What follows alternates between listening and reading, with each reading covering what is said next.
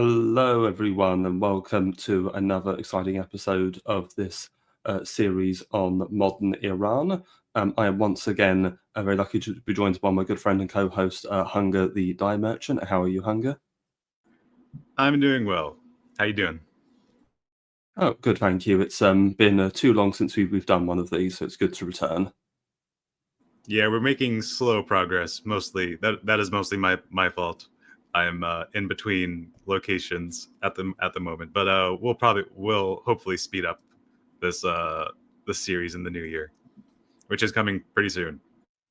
No, indeed it is, indeed it is. And so, just to recap, last time we were talking about the reign of Muhammad Shah, the third of the Qajar Shahs, and these sort of trends in modern Iran towards military defeat, further foreign encroachment, and internal consolidation and reform. All things we will see going forward into the rest of the 19th century, because today we're going to be talking about the early reign of Muhammad Shah's son and successor, Nasser al-Din Shah. So he ruled from 1848 until 1896, when he was assassinated. So we'll be looking at the period of 1848 when he's inaugurated as Shah until 1871 when he appoints one of his most prominent chief ministers, Moshir al-Dawla. So in terms of understanding a trajectory for Nasser al-Din Shah, I was sort of talking a little bit before we went live about him, and we've kind of have a bit of different opinions on him. I personally find him and this period quite fascinating for many different reasons. But ultimately, you weren't. You found him quite boring. Do you want to elaborate on that further? Yeah, I'm not gonna lie. So Amina is a great writer. I enjoy all of his writings, but this period of the mid 1800s in Iran, it's very much just a description of a slow. It's just a slow decline with tepid attempts at reform that don't really go anywhere or don't really change or lead to any successes. You could say that about our own day and age today. That's an analogy for today.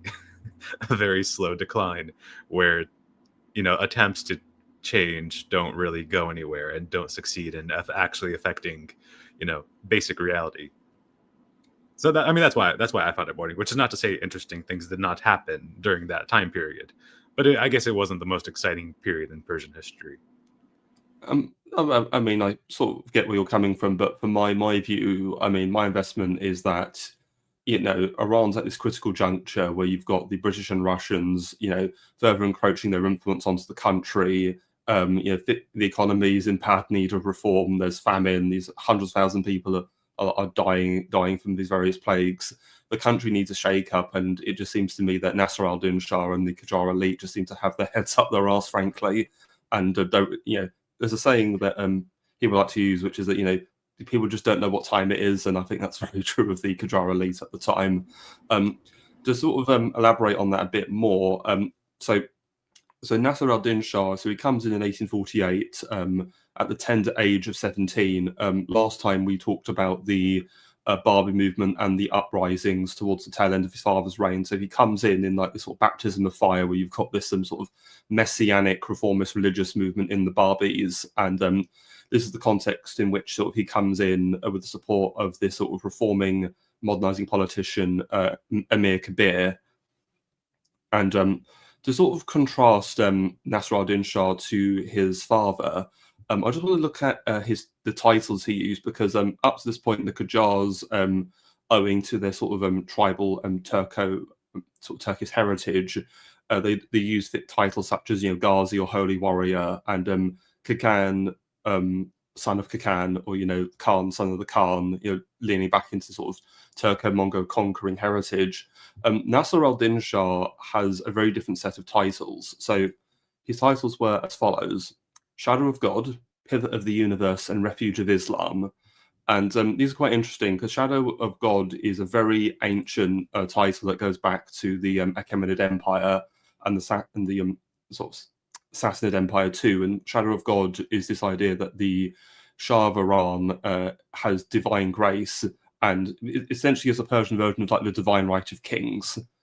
And so it's interesting that Nasr al-Din Shah is taking this title and sort of reviving it after all these centuries, and whereas obviously his predecessors didn't. So it's something we talked about when we were looking at the Safavids, where you kind of go from the early reigns of Ismail and Tahmasp to people like Abbas the Great, where you have this sort of this moving away from the sort of Turco-Mongol periphery to the Persian core or center. So that's one aspect of this.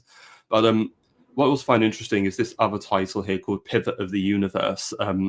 Again, this idea of Iran being the center of the world. Again, in the Abbas the Great episode, we talked about, the moving of the capital to Isfahan, and having this nickname for Isfahan as the Nasif Jahan, or Isfahan is the nave of the universe, and so again, it's almost like this attempt to try and assert a kind of centrality and importance to the Persian monarchy. Again, this leaning into these ideas of core versus periphery, but also I think it's this idea that Nasr al-Din Shah, it sort of wants to present himself as the center of the system of Iran. But it's also interesting that obviously for the series we've been using the Modern Iran and Modern History by Abbas Armanat. Well, one of the other books Armanat has written is he actually wrote a book dedicated to Nasr al-Din Shah called Pivot of the Universe, Nasr al-Din Shah and the Persian Monarchy.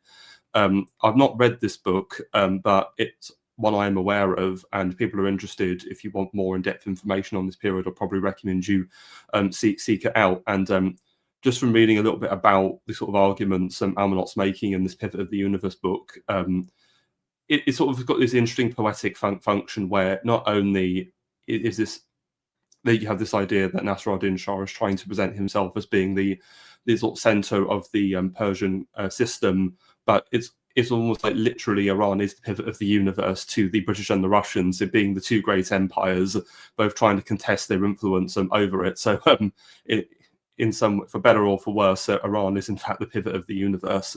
Do you have any thoughts on that at all, or? No, I think that's a very interesting categorization. I mean, the great game is going on right now, and it's interesting how Amanat describes both politically and literally geographically. There is a return to the center. The Iran at this time is losing control of the periphery, losing control of the greater, what would be called like greater Iran, or the guarded domains of Iran, which includes places like Afghanistan, northeast Uzbekistan, all the way up to the Caucasus. Like Iran has lost most of these territories and is not going to get them back anytime soon. So there's a return to the center geographically, because the Russians are coming down from the Caucasus and the British are coming up through India. So, and there's also the centralization of power that you're talking about. Nasr ad-Din does try to reassert, the Shah's authority over the entire state, over his, his ministers and his cabinet. But we'll get to that throughout this chapter, though. And just before I do our first reading for today's episode, I just do want to bring up a couple of comparisons, because 1848, there were two other interesting monarchs that come to power in Europe in the same time, and they both, I think, have some interesting comparisons to Nasr al-Din Shah. So in France, obviously, you have the revolution that overthrows the Orleanist monarchy of Louis Philippe and inaugurates a new French Republic. But who wins the election? It's none other than Louis Napoleon, the nephew of Napoleon Bonaparte, and then later in 1851 he would launch a coup and become Napoleon III. He was someone who Nasr al-Din Shah was actually very much enamored with and actually wanted to emulate, so that's pertinent. But another figure is in 1848 is you have the inauguration in Austria of Franz Joseph, who obviously another man who's very similar age. He's only about 18 when he becomes the Emperor of Austria. Has a very long reign as well, like Nasr al-Din Shah, but he reigns even further up to midway during World War One. But again, there's also interesting that how they both come to power, where they both come in at this crisis moment where you have this sort of great revolutionary activity in their respective empires, and they're sort of brought in an attempt to try and consolidate the existing regime, so to speak. and also some interesting comparisons where they both attempt to assert a kind of a neo-absolutist rule, but they both end up getting a lot of egg in their face and several setbacks. No, indeed. And it's interesting you mentioned the 48 revolution in France, because this has an impact on quite a few other officials in Persia, in Qajar Persia at this time, who we will also be discussing in a bit. Certainly. So yes, we've been mentioning Emir Kabir. So yes, this is the man that Nasser al-Din Shah appoints as his first Sadr Azam or prime minister, and he sort of dominates the first couple of years of Nasser al-Din Shah's reign. And I just want to read this section from the Iran and Modern History. So the age of Emir Kabir. Few figures of the Qajar era left their mark on Iranian historical awareness, as did Mirza Taqi Khan Farahani, 1807 to 1852, better known by his military title Emir Nizam and briefly as Emir Kabir. He has often been celebrated as the champion of national sovereignty, and his age as one of the missed opportunities of the path of progress. He was portrayed as a martyr who had fallen victim to the court's intrigues, vested interests of the nobility, foreign machinations, and a deep-seated culture of despotism. The heroic aura aside, the reality of Emir Kabir's career is no less illustrative of the domestic and foreign obstacles on the way to a serious program of state modernization. During his brief term of office, 1848 to 1851, as the first chief minister of Nasser al-Din Shah, he strove to instill a new governmental order, or Nazim, one rooted as much in the Persian ideals of good government as informed by 19th century notions of reforming the state. As a middle-ranking bureaucrat in the Tabriz administration, Emir Kabir first made a name for himself in the mid-1840s as Iran's chief negotiator in the Perso-Ottoman Boundary Commission, where he negotiated the Second Treaty of Erzurum. Eventually concluded in 1847, it placed Perso-Ottoman relations, and especially agreement on pilgrimage traffic between the two countries, on firmer footing. He later served as the secretary of the all-powerful Azerbaijan New Army and helped incorporate it into Iran's traditional forces. In his training as a state controller and in his reformist perspective, he was a product of the Abbas Mirza era and protege of the Ka'em Makam family, to whose household his father served as the chief cook.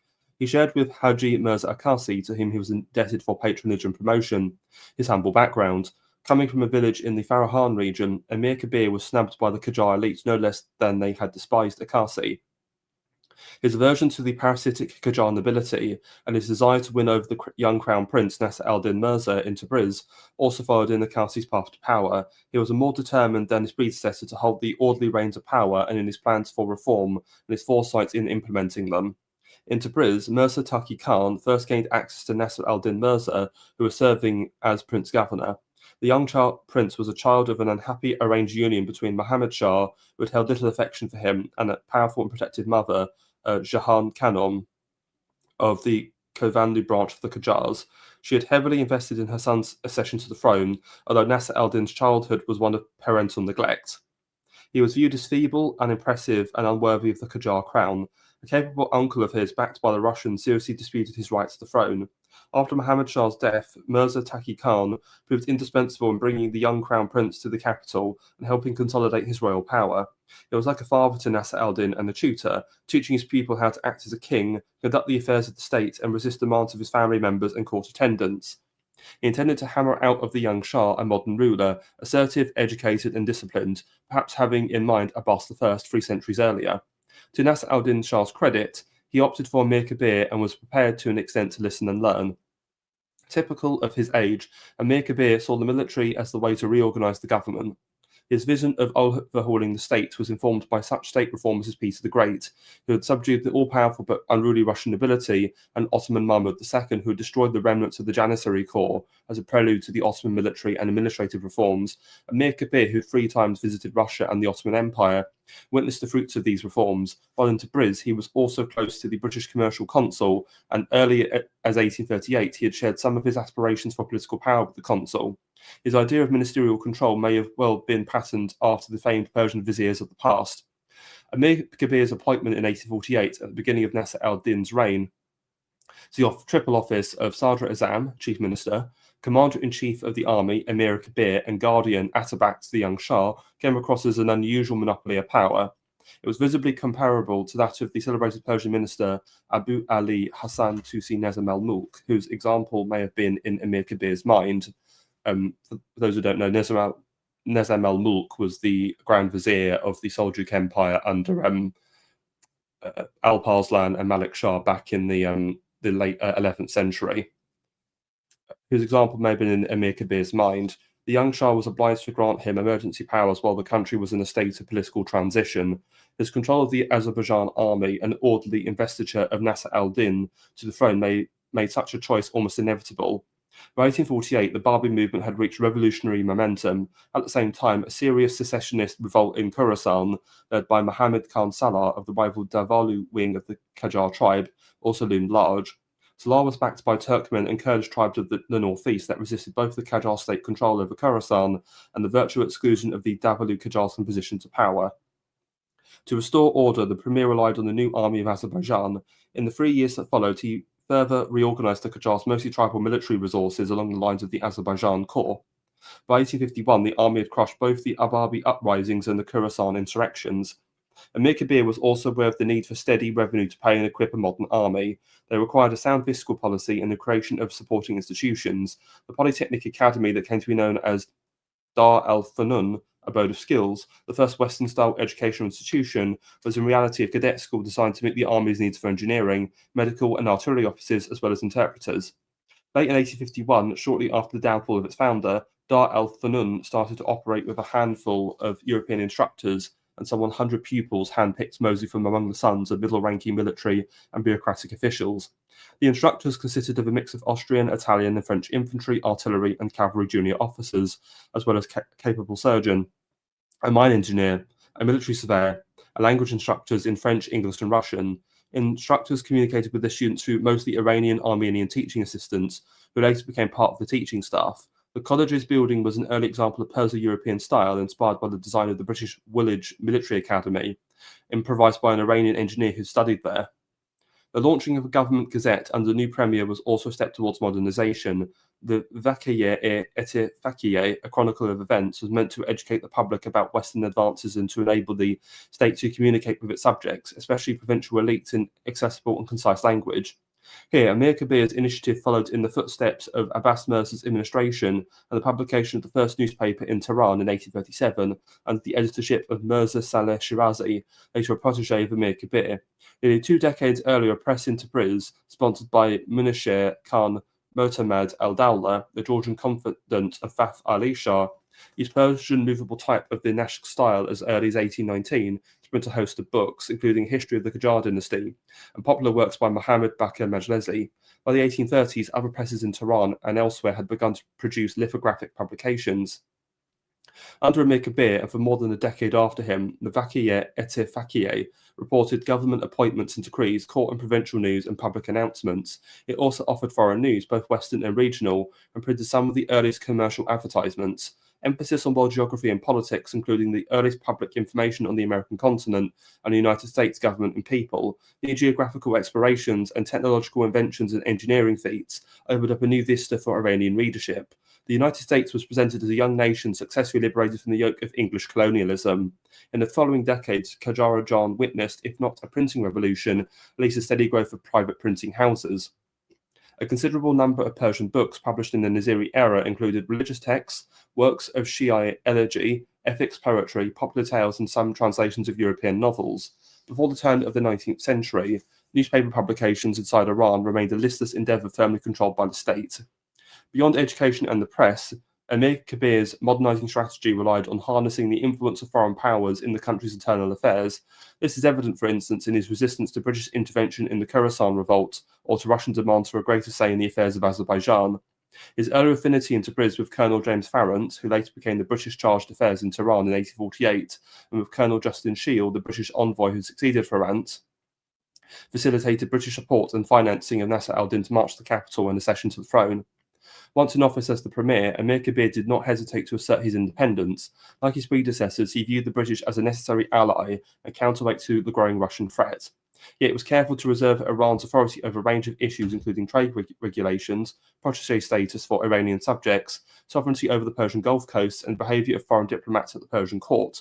The dignity and sovereignty of the Persian state, he insisted, required that European representatives respect the Qajar crown but deal exclusively with the premier in all affairs of the state, reversing Iran's growing trade deficit, export of precious metals under the pretext of trade, and the shortage of cash required the enforcement of a strict monetary policy, an option that was not at Emir Kabir's disposal. Boosting the domestic manufacturing base was a realistic alternative. Expansion of the Tehran Bazaar, including a spacious thoroughfare, the magnificent caravanserai, Sarai-e-Amir, and complex known as the Dar el-Saniyeh, abode of fine arts, devoted it to the revival of fine arts and traditional crafts, signalled the Premier's interest in reinforcing domestic trade and manufacturing. Finance remained Emir Kabir's greatest concern as he grappled with losses in state revenue, the legacy of the Akasi era, and the rise in expenditures. In addition were the heavy cost of military campaigns, court expenses, pensions for the Qajar nobility, and reform projects, including new building construction.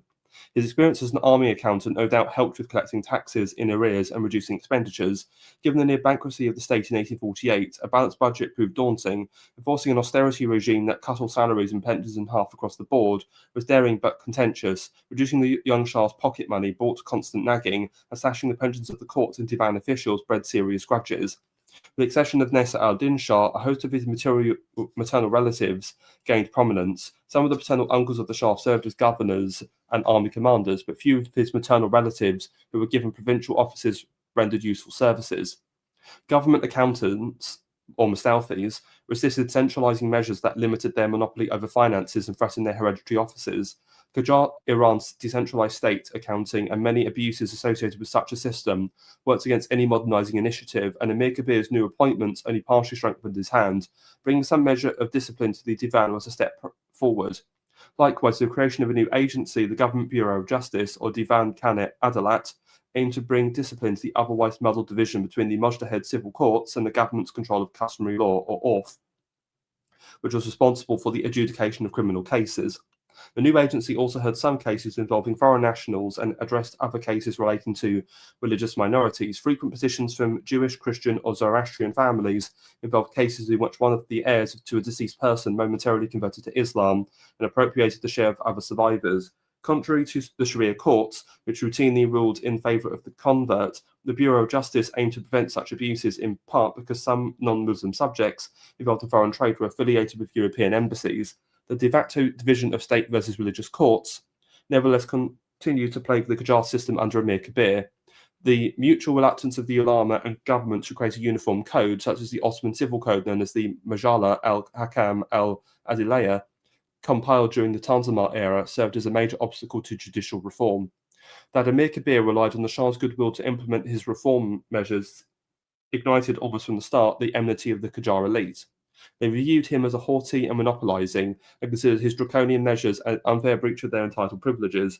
His marriage at the age of 42 to the 13-year-old sister of the Shah, with which he reluctantly complied at the Shah's behest, generated further envy. In particular, Mard Olia, the Shah's mother, loathed Emir Kabir not only because the Premier limited her access to the Shah, but also because of his effort to rein in the Qajar nobility. His anti-corruption measures to abolish the practice of madakel, as well as bribery and extortion by government agents, and his ban on the practice of taking sanctuary or bust in holy shrines and in other safe locations by suspects or culprits of crimes made him even more enemies. Barring many idle people and busybodies from access to the Shah and reducing salaries and privileges begrudged many attendants and court functionaries. Close supervision of the Shah's everyday affairs and his whereabouts, even cautioning him against engaging in too much pleasure rather than discharging his royal duties, also had a cumulative effect of cooling Nasser al-Din's affection and eventually his support for the chief minister. Treading a narrow, non-committal path towards either of the two neighbouring empires also caused trouble. Emir Kabir's diplomatic conduct was proper and considerate, but he did not hesitate to assert his independence and, if necessary, voice his opposition. He nurtured a controlled sense of resentment for European emissaries' unjustified interference in Iran's domestic affairs, without idealising him beyond his reality. As many nationalist narratives of the 20th century have done, Emir Kabir can be seen as an anti-imperialist with a proto-nationalist vision. He resented the obsessive nitpicking of foreign envoys who, at every turn, tried to check him and his policies, even if they were not remotely threatening to the vested interests of their countries. During the Akasi era, when the full effects of the Treaty of Turkmenchai became evident, the neighbouring powers missed no opportunity to embarrass and humiliate the chief minister, the Shah, and the government. and to employ whatever was in their means to display their imperial superiority. Amir Kabir was adamant that he would not budge in the face of the kind of demands and pressures that were sustained by his predecessor. Yet, to give in to their reasonable demands, he agreed, for instance, at least nominally, to the British request to ban torture. After much resistance, he gave his implicit consent to ban the slave trade in the Persian Gulf as well. Contrary to Akasi's time, seldom under Amir Kabir were there diplomatic crises caused by the Russian or British envoy demanding an official satisfaction from the Iranian government for trivial cases. It is undeniable that Amir Kabir had come to power with the British diplomats' financial and moral support. In response, he remained for a while at least indebted to them. His dismissal of the French military officers in the Iranian service and the subsequent break in relations with France in order to please the British was one obvious error of judgment. Akasi had nurtured relations with France despite the condescending attitudes of the French representative, so as to balance the pressures from the British side. Friendly gestures toward Britain, although limited, had the additional cost of incensing the Russians. Although after assuming power, Amir Kabir sufficiently distanced himself from the British, and in due course developed genuine differences with them on a range of issues, the Russian envoy in Tehran refused to label him anything other than pro-British. By late 1851, Amir Kabir's growing isolation and diminishing power base became more apparent. The young Shah, under pressure from his mother and her allies in the conspiring court, and among ranking officials, turned increasingly fearful of his chief minister and guardian. He dismissed Amir Kabir from office in December 1851, a decision that proved to have grave consequences. Fearing for his life, a fate similar to Qa'im Makam 15 years earlier, Amir Kabir first sought some form of security from the Shah, and later, when disappointed, from other quarters. Yet neither his plea for protection from the British envoy in Tehran, which was quietly denied, nor an offer of protection from the Russian legation in Tehran proved effective. Diplomatic involvement only added to the Shah's suspicions and gave Amir Kabir's enemies a perfect excuse to conspire for his destruction. He subsequently was banished to Qajar, where he briefly stayed under house arrest in a nearby royal garden in Finn. Soon after, in January 1852, the Shah dispatched a court confidant to Qajar with the secret mission of murdering Amir Kabir.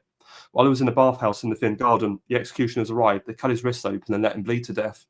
As some observers noted even in his own time, Amir Kabir was an exceptionally capable, though autocratic statesman in the mould of the 19th century modernisers.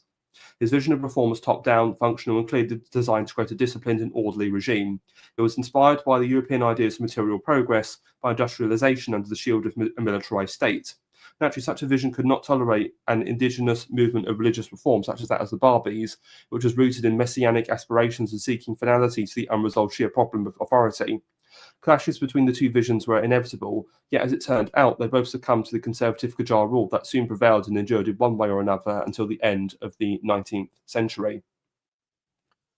Yeah, so I think just to sort of summarise in brief there, really. So, as we can see, Amir Kabir is this very talented and capable minister, but why was he removed only 3 years after coming in? And that's ultimately because the Shah was weak, and the elite were very fearful about the Babi uprising. So they make this concession: we'll put this very competent man in to solve this crisis.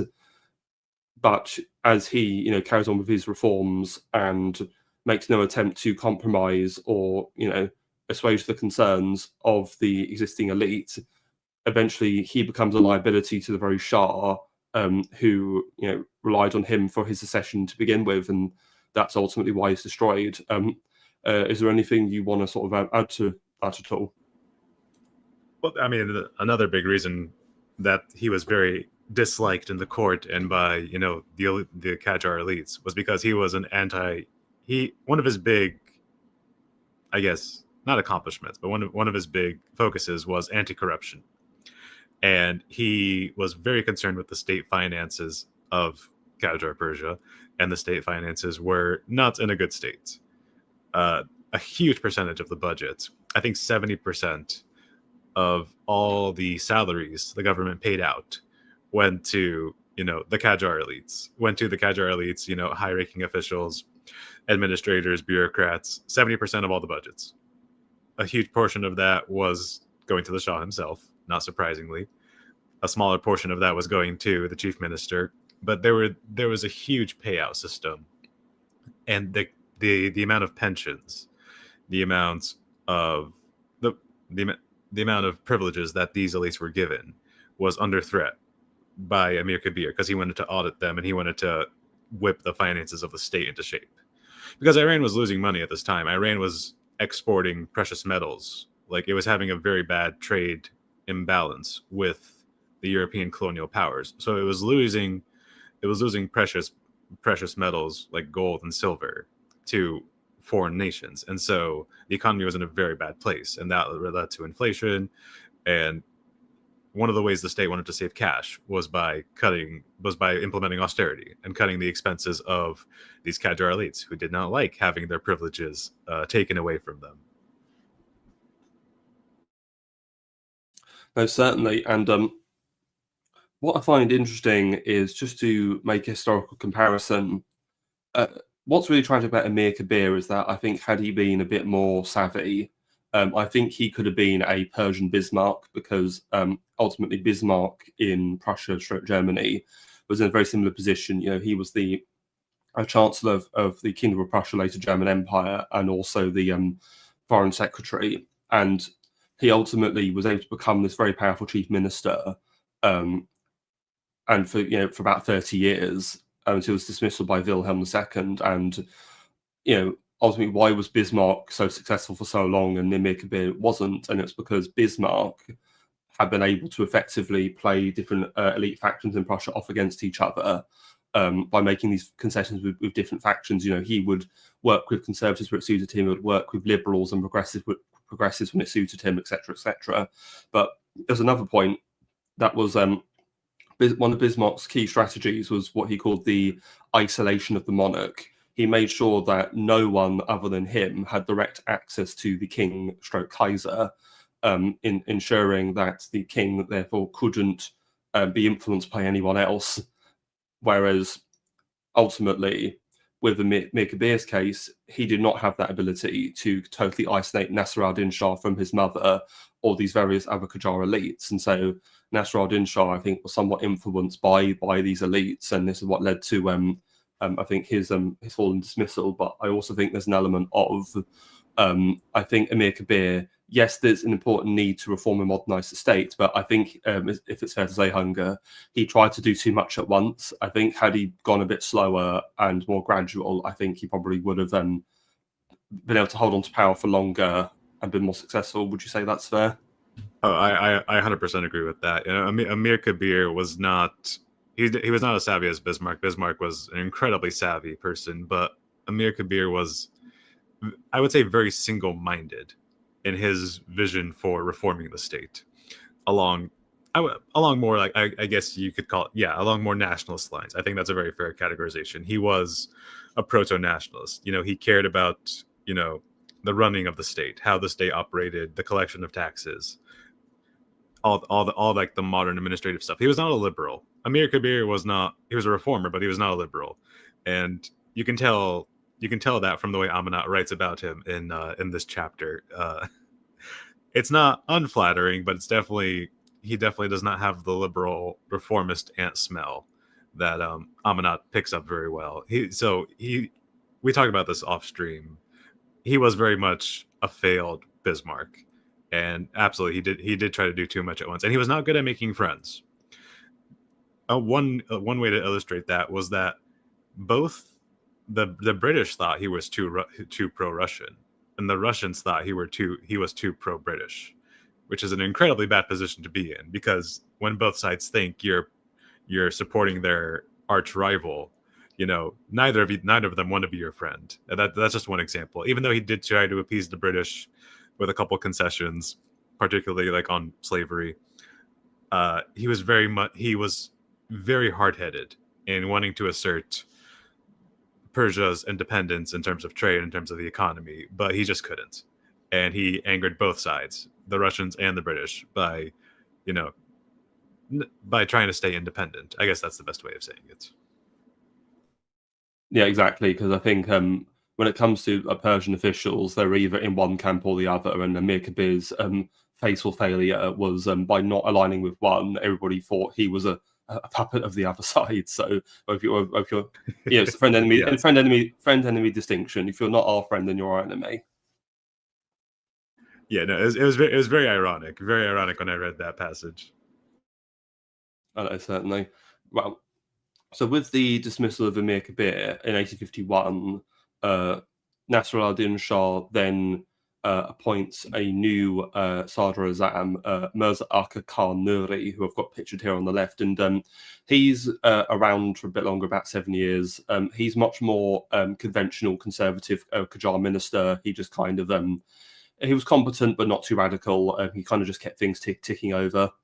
I would say just one thing on Nuri. I would say he's more flamboyant than Amir Kabir in many ways. No, that's fair. Especially if you're looking at his dress there. Yeah, not just the dress. Nuri was a very how do I say? Corrupt is probably accurate, but Nuri had a very large spending budget. I guess you could say that, and he did spend quite a lot of money and enriched himself quite a bit. So he was very flamboyant, very extravagant, and he liked, the nice things in life. I know, yeah, I think that's fair. And one of the reasons he's able to come in is because he has. Well, we mentioned Justin Shield there, the sort of British envoy. Well, yeah, he supports Nuri coming in, replacing Emir Kabir. So, again, Nuri was very clearly in the Anglo camp. And yeah, so ultimately, he keeps things ticking over, but there are still problems. So, just to give, you mentioned that about 70% of the revenue was granted to Qajar officials. Well, it should be noted that there was a imbalance when it came to the finances, because about 60% of all tax revenue in Iran was drawn from Tehran, Isfahan, Fars, and Azerbaijan. So these sort of 4 city-stroke provinces. And so, because these are the 4 provinces that are normally given to Qajar princes to govern, this is why so much of it ends up going into the Qajar elites, because, well, if it is a bit like a circular financial flow. All the provinces that we rule over are now just going to go. It's like, I tax the people, and you then put the tax money into your own back pocket, essentially. So, just an example of how corrupt the system was. And it was very corrupt. 10% of the state budget in Persia went to the provinces, to all provinces. 10%, not including the four you mentioned. Tehran, Isfahan, all those. So all the other provinces of Iran, and Iran is a very large country, 10% of the state budget went to those provinces. So these were very impoverished places, and there was a lot of corruption, particularly at the local levels when it came to taxation. And the absentee landlordism, which we've discussed in other chapters, did not help that at all. And another consequence of this is that if we look at the population distribution of Iran, about half the population were nomadic or semi-nomadic tribesmen, 30% were rural villagers, and 20% urban population. And so, because you've got so many of these tribesmen, a lot of the tribesmen favour military service than anything else. And one of the few accomplishments Amir Kabir is able to do is he dramatically increases the size of the army. The army goes from being about 92,000 in 1848 to about 137,000 in 1852. So that's nearly a 50% increase. And well, what do you think the Shah and the government want to do with such a large army hunger? I don't know. Let's invade Afghanistan again. Yes. So obviously last time we talked about the first Herat War, where Muhammad Shah attempted to try and reabsorb Herat, which they saw as part of a greater Khorasan. Well, this time in Nasser al-Din Shah, wanting to, restore the glory of Iran, he decides, with the advice of Nuri, to organise what's the second Herat War. But this time, we're going to attempt to reconquer Herat again. Now, one of the reasons for this is the second Herat War is in it's 1856 or 1857, 1858. Now, what's going on at the time which the Persians could take advantage of hunger? Oh, well, both of their neighbors are fighting each other. The Russians and the British are fighting the Crimean War in 1856. Yes, well, 1853 to 1856. So with the two fighting, ultimately Nasser al-Din Shah sees, excellent, the British are distracted, I can now invade Herat and there's nothing they can do about it. So So they assemble the army, they invade Herat, they conquer the city, because unlike the First War, where they besieged it but never ultimately took it, they actually siege and take the city and actually claim it. So the Shah and these officials were thinking, oh, we're in a very solid position. We've been able to successfully retake and conquer Herat, and we can now present the British with a fait accompli. But unfortunately, it didn't quite go that way, because around this time, the British wrap up the Crimean War with the Russians, and it's at this point alarm bells are ringing in Calcutta, and the British issue an ultimatum to the Qajar court, as like with the First War, get out of Herat or we're attacking you. The Persians refuse to stand down, and then we have what's known as the Anglo-Persian War of 1857. And this is just another reading I want to do from the modern Iran and modern history book. So, capturing Herat province was an obvious objective, even though it was bound to run counter to British wishes. The policy of keeping Afghanistan as a virtual protectorate, a costly great game enterprise, had already taken many British lives. Fear for the Russian advances through Central Asia, the Russophobes in Calcutta and London saw it as a move towards the Persian Gulf and the Indian subcontinent. Lord Palmerston, the British Foreign Secretary and conservative architect of British colonial policy in the early Victorian era, viewed Iran as a weak link, vulnerable to Russian pressure and an obstacle to British grand strategy to unify Afghanistan. The 1853 agreement between Iran and Britain was an undeniable success for Naseri, who negotiated it with great diplomatic skill. It allowed Iran to interfere in Herat if Britain or its adventurous Afghan ally, Dost Muhammad Khan, infringed on that province's neutrality. The young Nasser al-Din Shah saw this diplomatic advantage as a prelude to securing Iranian suzerainty over Herat, which his father and before him his grandfather Abbas Mirza had failed to accomplish. London, however, began to have qualms about the agreement, and its rapport with the Qajar government began to deteriorate. The Crimean War offered the Shah and his premier a chance to strike a secret deal with Russia at war with Britain and its allies to secure support for the capture of Herat, while British attention was diverted to other quarters. Suspicious of Iran's secret deal, London sent a new envoy, Charles Murray, to Tehran to underscore its annoyance with the Iranian government's desire to reassert control over Herat. But the quarrelsome British representative, who from the start was determined to teach the Shah and his minister a lesson, soon found himself in the midst of a scandal caused as much by his own foolhardy conduct as by Naseri's scheme. An utter scandal by diplomatic standards of the Victorian era. Murray was accused not only of having an illicit relationship with the sister-in-law of the Shah, but also of harbouring her and her husband, enemies of the Premier, inside the British legation. I mean, what is it with the Persians and diplomatic incidents at embassies? It just keeps happening every time. I don't know. A perpetual problem of Iranian diplomacy. The envoy's hard to satisfy gentlemanly honour, so closely tied up with the British colonial ethos and prestige, was injured. The resulting break in diplomatic relations between the two countries came as a golden opportunity to the Shah, who almost immediately dispatched troops to Herat. Over the protests of the British authorities and at the expense of draining the treasury, Iranian troops captured the city in October 1856, after many months of laying siege against Herat and the seemingly impenetrable walls of its citadel. The conquering prince commander Morad Mirza Hossam al-Sultana, a valiant uncle of the Shah, even struck a victory coin and ordered the Shiite call to prayers to be announced from the minarets and the name of the Shah to be included in the Friday sermon in Herat's mosques. Qajar sovereignty over Herat did not last long. Soon the British Indian fleet appeared at Bushehr with as many as 15,000 British troops and sepoys. By January 1857, British forces had penetrated deep into Fars province, although the tribal militia of Tangistan and Dashtistan in southern Fars put up a stiff resistance and inflicted some casualties on the advancing British. The regular Iranian forces were slaughtered by the enemy in the Battle of Kushab, who have got pictured on the right here. Fearing further territorial loss, the demoralised Qajar government hastily withdrew from Herat with no visible accomplishment in exchange for the cessation of all hostilities with Britain and the resumption of protracted peace negotiations. Yet British punitive actions did not end even after a peace treaty was negotiated in March 1857 in Paris.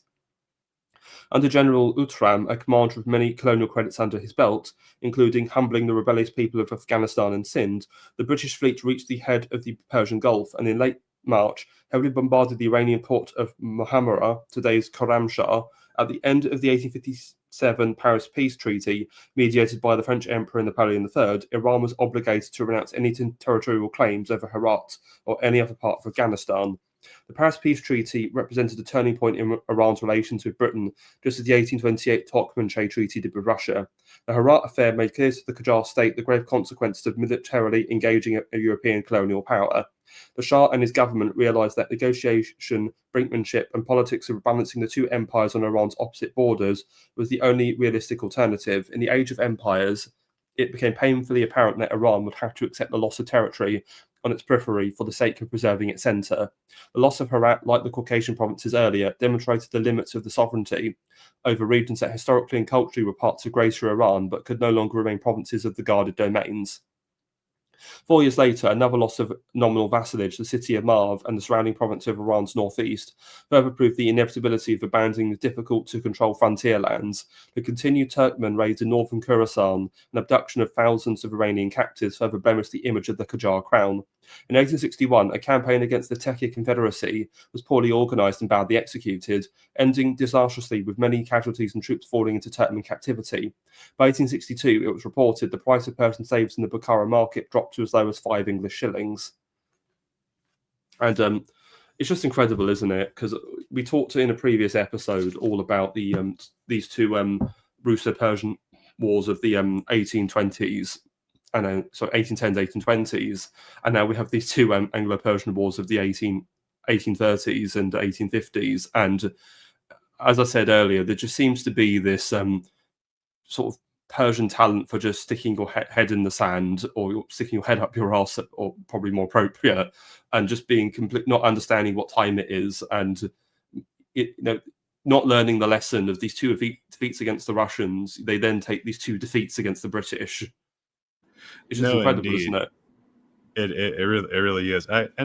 We should probably mention, because we said Nouri, the chief minister for Nasruddin, he was very much in the pro-British camp, but the British were not happy with Iranian claims on Herat, because this interfered with the Great Game. First of all, they wanted Afghanistan to be independent and its own kind of suzerainty under the British, basically, because they viewed Qajar Persia as weak. And if Qajar Persia fell to the Russians, then Herat would also fall to the Russians eventually. And they wanted to block the Russians from Central Asia with their own troops, more or less so. So that's why, even though Nouri was pro-Anglo, pro-British, Herat was always going to be a core strategic interest of the Persians. Always has been, always will be. And Amanat even mentions in the book, he mentions this only in a few sentences though, that even in the city of Marv, which is all the way all the way up in the north, in the northwest, in the northeast of the country, it was a very important city to the empire. That city was captured by the Uzbeks and the Turkmen, and that it was also majority Sunni Muslim territory. But like Marv and Herat, which are these two major cities, that were now at the borders of the empire, that were lost forever, never to be reconquered. That was the final nail in the coffin of, the periphery versus the center. Iran had basically lost all its major peripheral territories. And the Second Herat War is basically the end of that conflict. And what's interesting is with the defeat in this war, you essentially get the modern borders of Iran, pretty much, that it has today. Yeah, absolutely. The borders have not changed since the 1850s. That's the failure of the Iranian strategic thinking. They couldn't capture the periphery again, even though these places were very much culturally Persian, or at least very influenced by Persian culture. They were just swallowed up in the Great Game, and they were not essential territories to the core of the empire. They were just the periphery. They were just, the zone of influence, and those were lost for good. No, certainly. Okay, and so obviously with the disaster of this campaign, this does lead to Nouri's own dismissal, and it should also be noted that there was increasing discontent against Qajar rule as a result of rampant disease and famine. There were bread riots caused by grain producers hoarding the grain. which led to a price hike. Some tax relief was granted, but there was always the next year, then up the taxes to make up for the loss of the previous year. So, you sort of give with one hand and take with the other. Again, you've got this increasing concentration of wealth into the Qajar elite, including Nuri himself, and so Nuri just ends up being a bit of a fool guy for this disaster that was the Second Herat War and this increasing economic dissension. And then what happens next is quite interesting. What the Shah does is that, so far we've been seeing there seems to be this vacillation with Nasser al-Din Shah between, modernization and reform and like a conventional conservative regime. So obviously you see Amir Kabir, then you get rid of him and bring in Nuri. Well, now what he does in 1858 is he takes a radical move and he creates a new governmental body known as the Council of State. This body has 6 ministries and a formal head. However, the Shah himself would effectively govern the country personally. And so in this new ministry, this figure in the middle here, Mohandas Bashi, he's the prime minister or the sort of the head of the Council of State under the Shah. And so on the one hand, you can see that this is an attempt to, I'm interested in the welfare and modernization of Iran, but I'm very cynical here. I personally see this Council of State as a more of an attempt by Nasser al-Din Shah to consolidate his own royal power at the expense of the other Qajar elite. Would you say that's a fair assessment? Yeah, and not to spoil anything, at the end of the day, the council really does not have any power. It is purely created at the whim of the Shah, and it's not given any genuine authority to execute, actions from the executive branch. That's an American term, but it applies here. The cabinet serves the whim of the Shah, and the council does not have the power to actually make anything happen. That's a better way of putting it, I would say. No, certainly, and it's actually at this time again this idea of vacillation between reform and reaction. The Shah does seem to again make more, I don't know, perhaps I think attempts that would prove to be illusory at modernization and reform. So, for example, I've got this figure on the left here, Mirza Malcolm Khan. So he's quite an interesting figure. So he is an advisor that the Shah brings into his government. He's a big advocate of reforms. He was French educated, Malcolm Khan, and his family were actually Armenian Christian heritage who later converted to Islam. And he writes this essay in 1858 called The Essay from the Invisible, which promotes a government not dissimilar to the Ottoman Tanzimat. So again, like Amir Kabir, he's been to the Ottoman Empire on visits, and he's very pro the Tanzimat reforms, which are these modernization reforms in the Ottoman Empire that were brought in by the Ottoman Sultan of the time, Abdul Mejid I. And he calls for constitutional government, which enforces the law and utilizes a majlis or a legislative council. So the word majlis is a very old Persian word that just means majlis. Majlis. Majlis, sorry. yeah. Yes. Sorry, probably my pronunciation. Not majlis. Well, it's depending on the spelling, because I've seen it spelled majles, majils. Yeah, I'm not a fluent Persian speaker, so to deal with it. But this word is quite old. It's an old Persian word for like a meeting or assembly. But in this context, it would be a legislative council or a parliament, if you like. And later on, during the constitutional revolution, that Malcolm Khan was seen as one of the sort of founding fathers of. And the Majlis is the name of the modern Iranian parliament. So. Certainly influential in that perspective. But his idea of a legislative council was not one that would be elected like the British Parliament. It was going to be an appointed body with all members being appointed by the Shah personally. So again, this idea of like a top-down sort of system. was also interesting is that these proposals steer clear of religious affairs, and so again, not wanting to tread on the toes of the ulama, which I think was smart. Malcolm ultimately saw his forms as being there to prevent further domination of Iran by the European powers. And there was just a quote of his that I want to share. Okay. So this is a quote from him directly. So this is some advice he's giving to the chief minister in his essay, the essay from the Invisible. Put the map of Asia in front of yourself and read the history of the past 100 years and examine carefully the course of the two bursting deluges that were propelled in the direction of Iran from Calcutta and St. Petersburg, and see how these two streams, which in the beginning were not noticeable, in a short time became so great. You can then see two deluges that from one side reached Tabriz and Astarabad, and from the other side ended Herat and Sistan.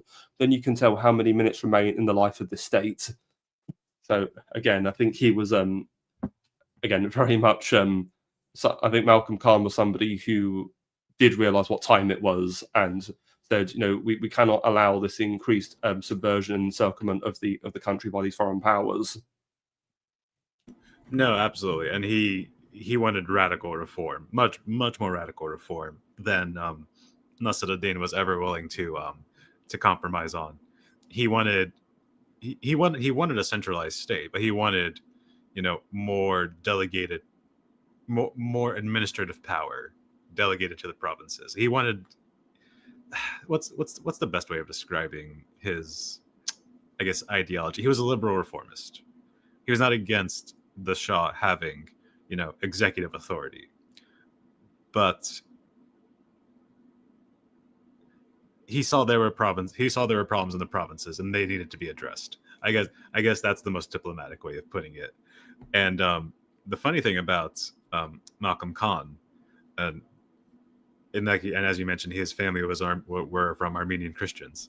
He starts his own secret society. Basically, he starts they don't call themselves Freemasons, but they call themselves the Faramush Khane, which is basically the Freemasons of Iran, in all intents and purposes. And did you want to go into more detail on that? Yes, well, the English translation of the Faramush Khana is the House of Oblivion, which I just love this Persian obsession with like apocalypse and doom and like everything. Yeah, indeed.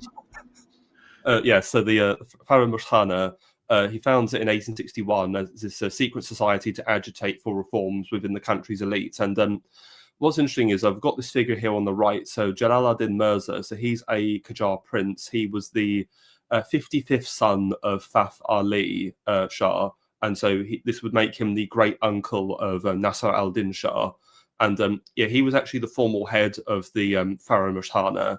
And what's interesting with Jalal ad-Din Mirza is that he was actually a writer, because he writes one of the first modern historical books on Iranian history called the Name-i Khosrovan, which is a 3-volume work, and it goes all the way from ancient Iran up to the time of the Tsars, and it's an explicitly nationalist interpretation of Iranian history. So again, just going to show you that not all of the Qajar elites were necessarily what you would call conservative or reactionary. There were some, such as Jalal ad-Din Mirza, that were sympathetic to the ideas of Malcolm Khan and saw the benefits of it.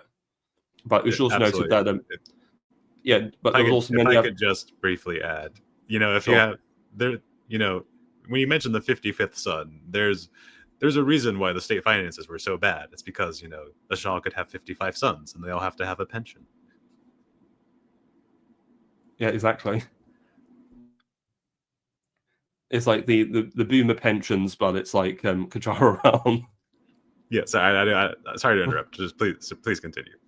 Oh no, it's fine. But so the Faramush Khana also has many other intellectuals there, poets, historians, and some more reformist members of the ulama as well, and even some Babi affiliates. And so Nasser al-Din is prepared to entertain this for a time, but by 1864 he completely loses interest in reform.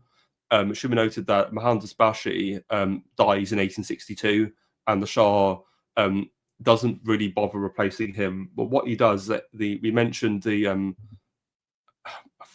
one moment, I forget his name now, but yeah, the general that got mentioned in the chapter we were just reading, I think his name was Al-Salah. He was one of the main Persian commanders of the Second Herat War. He actually gets appointed effectively as the chief of the Council of State.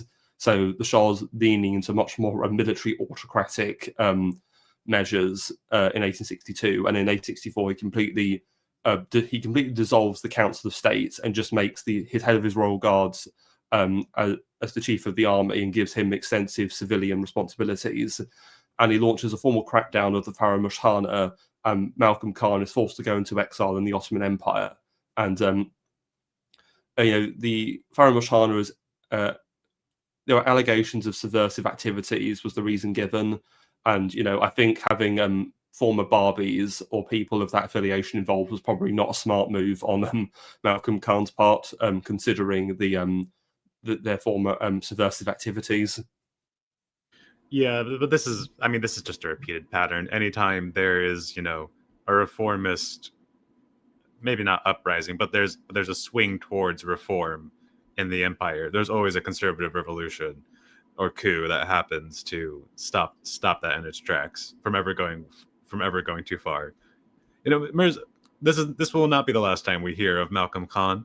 He is exiled to Istanbul in the Ottoman Empire, but he does come back to Persia in a few decades. But this, I guess, conservative coup by Nasruddin does stop the progress of reform for at least a decade or two. Do you have anything else to add to that as well? We're coming up to the end of this chapter, though. Yeah, so just to confirm, yes, so Malcolm Khan does return in a few years in 1871 when the Shah again has another about face and then abandons this sort of absolutist reactionary bent, and then once again embraces reform, and Malcolm Khan's allowed back, but that is for on extreme. Also, I should mention, sorry, this sort of general figure he was relying on, his name, I had to just look it up. It was Mirza Muhammad Khan Sepasalar. So he was made the Grand Vizier in 1865 and held the office until his death in 1867. Yeah, he was he also held the office of Vizier Jung of Iran from 1858 to 1866. So it's this very important military figure the Shah was relying on to shore himself up. And so what's also interesting is that with the Council of State, the Shah was actually very much inspired by Napoleon III as, again, someone who's very much this sort of reformist, this absolutist reformist monarch. And that's sort of, I think, what he was trying to emulate there as well. No, indeed, he very much was, but that didn't end well for Napoleon III. Which we'll get to. I would say I'm not an expert on Napoleon III. All I would say is I think his downfall was more due to his foreign policy than due to his domestic policy. That would be fair. That would be very fair. But yeah, I'm kind of coming around to the idea that you mentioned in the beginning. Like, okay, maybe Nasruddin is more interesting than I had first led on. But he's very much an opportunist. He is very much an opportunist. Whenever the side he aligns with, whether it's the conservatives or the reformists, whenever that side starts failing, he just literally switches to the other side and says, let's try something new this time, see if that works. But it's still none of the reign of Nasruddin is very much a story of, slow decline. As I mentioned in the beginning, the economy is extremely bad. It is not going well. Iran is losing precious metals every year because of the imbalance of trade with European powers. And the thing that the conservatives really should not deserve credit for is there is no movement to industrialize Qajar Persia. There is no movement at all whatsoever. The economy is very bad. European powers are exporting manufactured goods to Iran, undercutting local producers and local industry, and it just totally wrecks the economy. The only positive development from this time period is tobacco, opium, and carpets.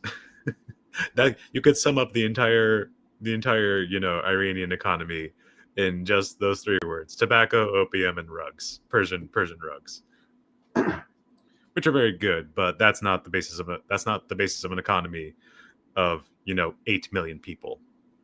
And the thing is, just to add to that regarding opium, but again, it just shows you that Iran is really becoming part of Britain's informal empire, because at this time, at the same time that Britain was fighting these wars with Persia over Iraq and Afghanistan, she was also fighting the opium wars in China, trying to open up China to the floodgates of mass drug consumption. So literally, yes, I'm going to turn our economic vassal in Persia into a mass opium factory, and then I'm going to export all of it into China. Oh, absolutely, and that is literally what happens. One of the reasons why there's so many famines and plagues in Persia at this time in the 1800s, and why so many people die of famine and disease, is because there's a precipitous lack of food production, which is replaced by cash crops. Opium and tobacco were cash crops. They still are in some sense today, but they very much were so in the 1800s. Opium and tobacco were very much cash crops, because poor farmers would make more money selling those products than they would selling grain. And so what did this lead to? This led to disincentives against the production of grains. And what does a decrease in grains lead to? It leads to bread riots and food riots, which it caused a lot of havoc. Sorry.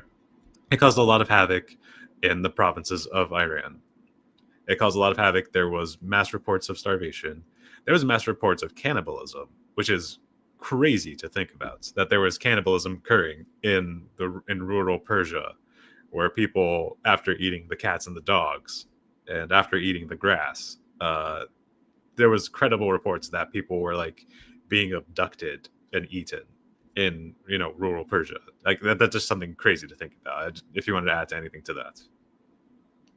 Well, I mentioned China, but that happened in China during I forget the name of it now. What's that uprising in the 1860s? It's the Taiping Rebellion. That's it. Yeah. Yes, when you have the Taiping Rebellion, and you've got the man who's claiming to be Christ's brother and is going to create the heavenly kingdom. Millions of Chinese people die in this revolt. The food production collapses, and you've got stories of mass cannibalism in rural China. So it just seems to be the case with what is it with Asia and mass cannibalism during times of famine? There's more people than food. I don't know. I can understand it in the Chinese case because there's just so many of them, but in Persia, it's quite astounding. This incidents like these, having a terrible economy, having repeated riots, famines, and cholera outbreaks, has given the Qajar period of history a very bad reputation. Which is not to say there weren't good things that came out of it. Which is not to say daily life did not continue. But Qajar Persia was the slow decline of the empire, and it needed to have radical changes, maybe like the Tanzimats in the Ottoman Empire, to save itself from the inevitable.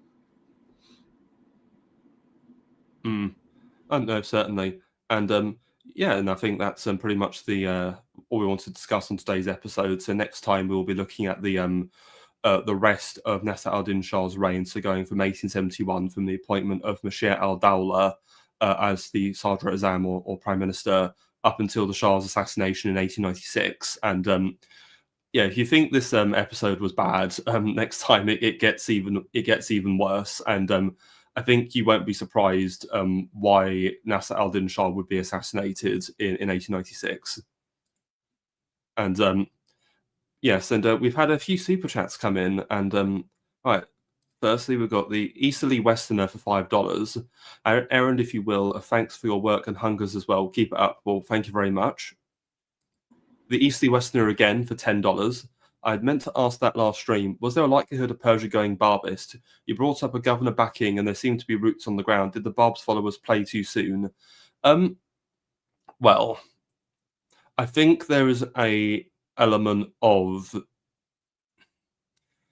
This is a bit hard to assess. There definitely was a more moderate faction and a more radical faction, and I think the problem is that I think the radicals, I think, is really what botched it for the Barbies, because I could see a reformed Barbie element being allowed to survive and work within the existing system, because the moderate Barbies, didn't explicitly reject that they were Muslim, whereas the radical Barbies are proclaiming a radically new religion, and claiming things that we want women's emancipation, we want to get rid of traditional Islamic dress and other things, and so that in itself, I just think, was a red rag to a bull. And so you had the very heavy crackdown of the Qajar state on the movement. So I think had the moderates been able to better control the movement, then maybe you could have seen a Persia that had some more Barbie influence. I don't know. What's your thought, Hunger?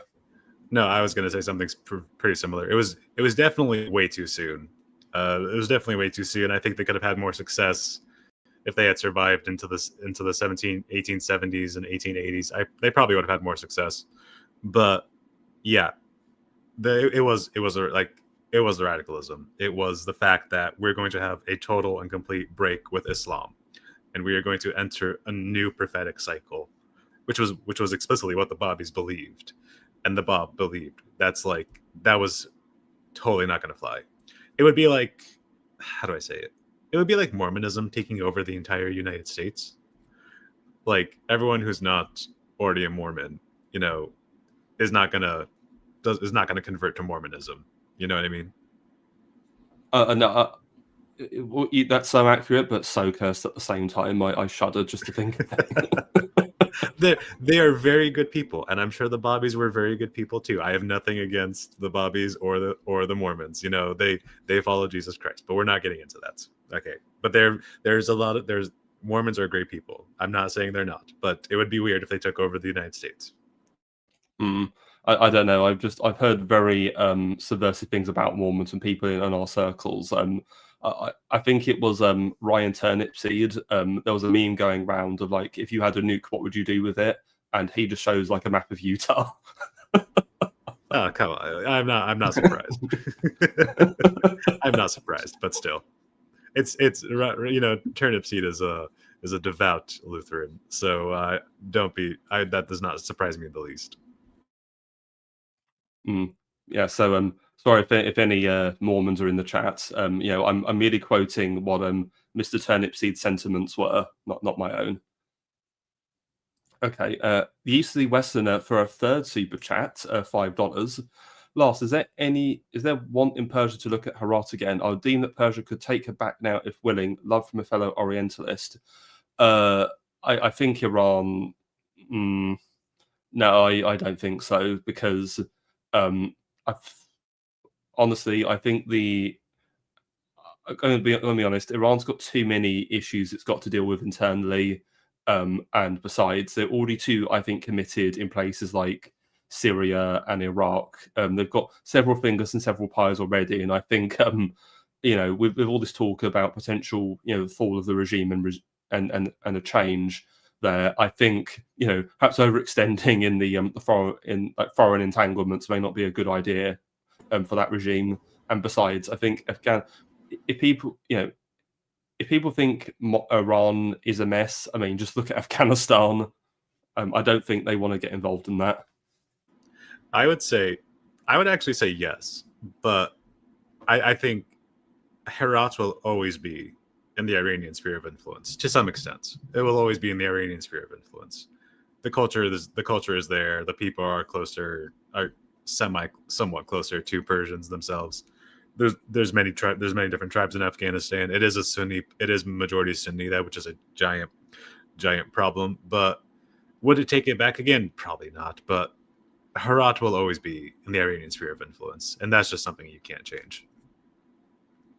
Oh, well, no, I don't deny that it's not part of the idea of Greater Iran and of the Persianate world. But but I don't think Iran is ever going to really control that again, and unless we're talking like centuries into the future where we possibly couldn't predict what's going to happen. So yeah, no, it's not happening anytime soon. And by the way, thank you, Easterly Westerner. You've been very, very generous with your super chats. It's much appreciated.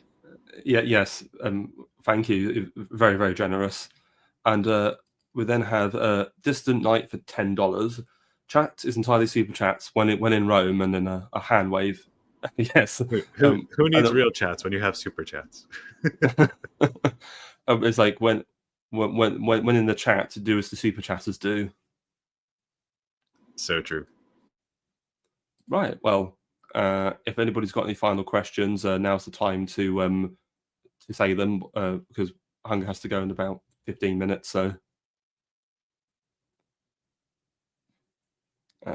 is there any final comments you had on the stream, Hunger? Or No, it was definitely, in my opinion, I'm gonna echo the things I said in the beginning of the stream. This is not, in my opinion, the most exciting period of Persian history, which is not to say interesting things did not happen. Many interesting things did happen, but I guess when we're gonna get to a couple of things, we're gonna get into a couple of things in the next chapters, and I think this is just a bad period in Iran, but things will actually get much more interesting once we get to the end of Nasr ad-Din's rule and what comes after him. I think that's where we're getting into a much more interesting period of Iranian history, which is not to say a better history, which is not to say things go well, but I would say it's more interesting than this period of just slow decline.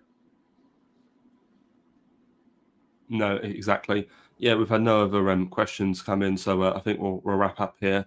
In terms of this channel, I'm not sure when we'll do the next episode. It'll probably be maybe at some point in December, hopefully before the end of the year. Me and Hunger will have to work out when that's going to be. Sir, it'll certainly be in December. Yes. Okay. Right, and I'm hoping to do a stream with Furious Pertinax on Belisarius and his campaigns. I was hoping to do it this month. Unfortunately, stuff keeps getting in the way with me and Marcus doing it.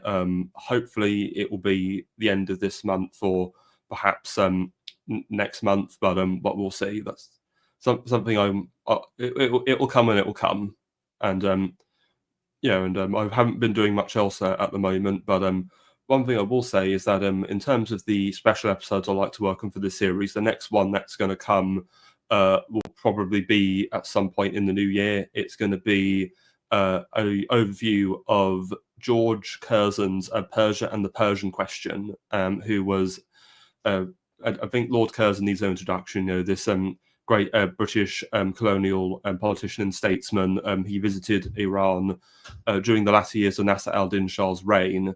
And after his travels, he wrote the 2-volume Persia and the Persian Question. It's an absolutely massive work. And I'm just kind of reading and making notes on it at the moment. And that should be interesting to sort of do an overview of when I get to it. No, that's actually very interesting because Lord Curzon is a figure who appears very much in our other series, our Chatham House series. He just keeps coming up. So I did not know he wrote about Persia. No, certainly he did. He also traveled to Russian Central Asia and wrote a book on that as well. So he very much has a strong interest in the East. And is there anything you want to show, Hunger? Nope. You can just follow me at Twitter at HungerDye, DYE. You'll probably see me when next time we cover this chapter.